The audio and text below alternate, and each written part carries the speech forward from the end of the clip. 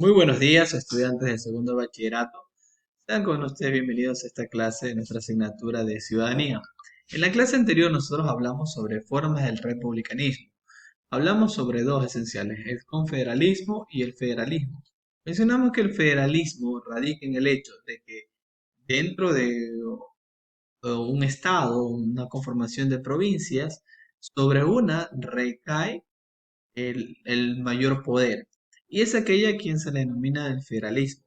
¿Por qué? Porque es dicha provincia, región, la cual ha sido seleccionada para que termine tomando las decisiones por el resto de provincias. Y el confederalismo, en cambio, confederalismo es cuando los estados comparten entre sí acuerdos, ideas y como lo dice la palabra, es compartidos, y federalismo es decir, el poder compartido. Y la vez pasada hemos hablado, por ejemplo, de confederalismo, como había ocurrido entre Perú y Bolivia, donde habían llegado a acuerdos y entre ambos países llevaban a cabo un objetivo en común, ambos tenían el poder por igual, pero trabajaban en algo en común. Entonces, el día de hoy vamos a hablar sobre los casos latinoamericanos del federalismo y confederalismo. En Latinoamérica son repúblicas federales, la República de Bolivia, de Venezuela, Argentina, Brasil y México. La estructura política de los estados latinoamericanos es diversa, pese al hecho de haber compartido una historia de conquista de luchas independientes que le dieron una organización preferentemente republicana. Con el paso de las décadas y de gobiernos heterogéneos, la constitución de cada estado ha ido cambiando, al igual que su estructura interna. Y aquí vamos a analizar el caso de algunos países. Y este es un dato curioso. Bueno, yo creo que no es tanto curioso, es algo que cada uno de nosotros conocemos, que cada país, pese a que relativamente está cerca, tiene un acento diferente del otro, tiene costumbres diferentes, platos de comidas diferentes, con nombres diferentes. Todo esto forma parte de la cultura. Entonces, cuando hablamos de republicanismo, cuando hablamos del sistema político, también debemos tener la idea de que cada país tiene ideologías políticas diferentes del otro, que no todos van a estar en acuerdo, pese a que todos están ahí en una masa, es decir, todos están pegaditos. Pero, sin embargo, no tienen el mismo sistema político y esto lo estamos observando con países que tienen el federalismo como un tipo de sistema político. Y entre esos países tenemos a México, que su organización es federal, posee 31 estados libres o entidades federativas con su propio gobierno, sus propias leyes, un territorio definido y su población independiente. También forma parte de la República el Distrito Federal, donde se encuentra la sede de gobierno federal. La sede de gobierno federal es decir, donde está la cúpula, así como en Estados Unidos ustedes conocen la Casa Blanca, así como aquí en Ecuador ustedes conocen el Palacio de Carondelet que está en Quito, donde está el presidente, pues la sede de gobierno federal es la que se encuentra en el Distrito Federal de la República de México y es allí donde está concentrado el máximo poder, es decir, donde está el mandatario. Los estados se rigen por la constitución política de los Estados Unidos mexicanos.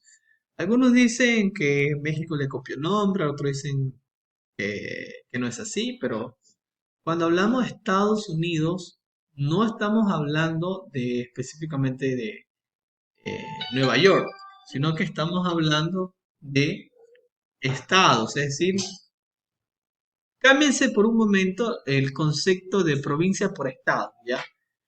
Podríamos decir provincias unidas mexicanas, pero en lugar de decir eso, mejor decimos Estados Unidos mexicanos. El nombre completo del país que nosotros conocemos es Estados Unidos de Norteamérica, pero no hemos quedado con la abreviación corta de Estados Unidos.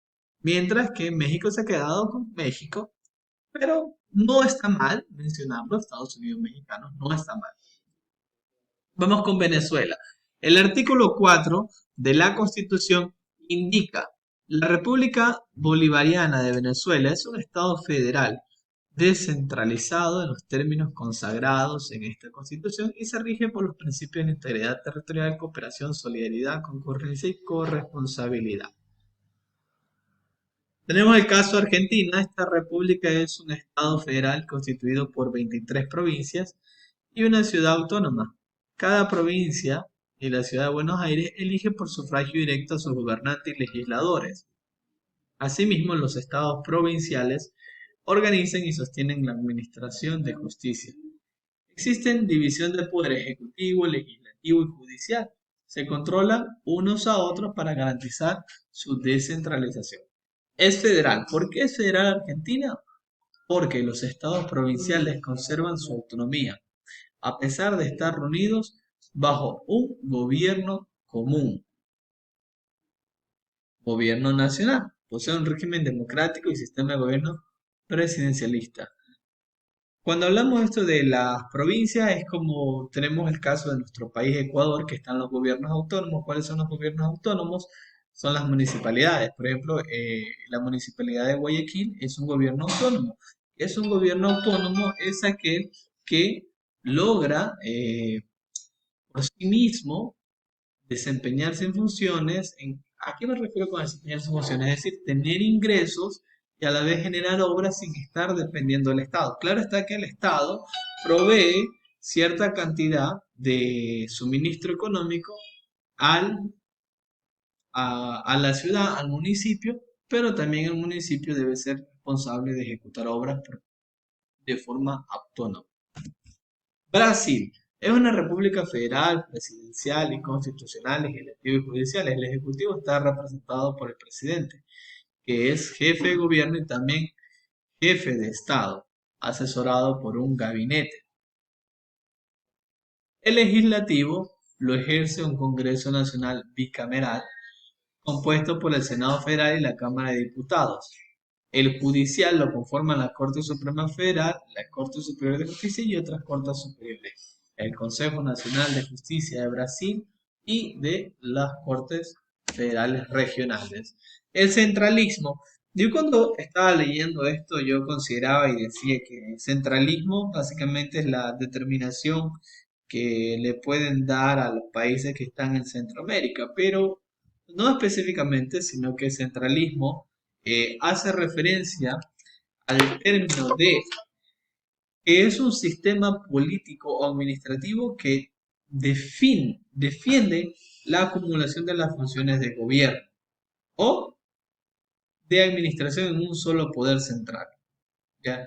Defienden, estos países son los que defienden que la acumulación del poder debe estar en una sola parte central.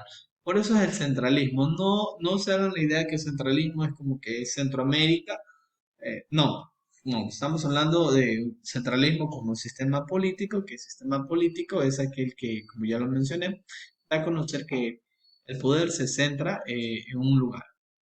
Muy bien, entonces de acuerdo al portal académico de la Universidad Autónoma de México, el centralismo es un sistema que centra el poder y las funciones político-administrativas en un órgano central, el Estado como autoridad suprema, el cual provee exclusivamente el ejercicio y administración de los estados públicos y colectivos del país. Y ahí tenemos ejemplos de países que forman parte del centralismo, que es Ecuador, Perú, Bolivia, Colombia, Chile, Uruguay, Paraguay.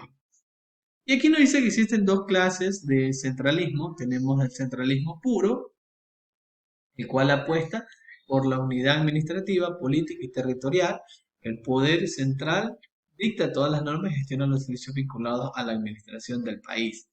Tenemos el descentralismo desconcentrado, el cual se basa en el traspaso de la titularidad de una competencia de un órgano administrativo a otro de la misma administración pública, pero independiente jerárquicamente. Así también podemos señalar tipos de centralismo. Tenemos el centralismo político y tenemos el centralismo económico. El centralismo político cuando el nivel más alto del gobierno acapara las funciones y los recursos del Estado. Y el centralismo económico, la producción e ingresos del centro son mayores que los de la periferia. Muy bien, jóvenes, ha sido un gusto haber participado con ustedes. Que tengan un excelente día. Nos vemos en nuestra próxima clase. Chau, chau.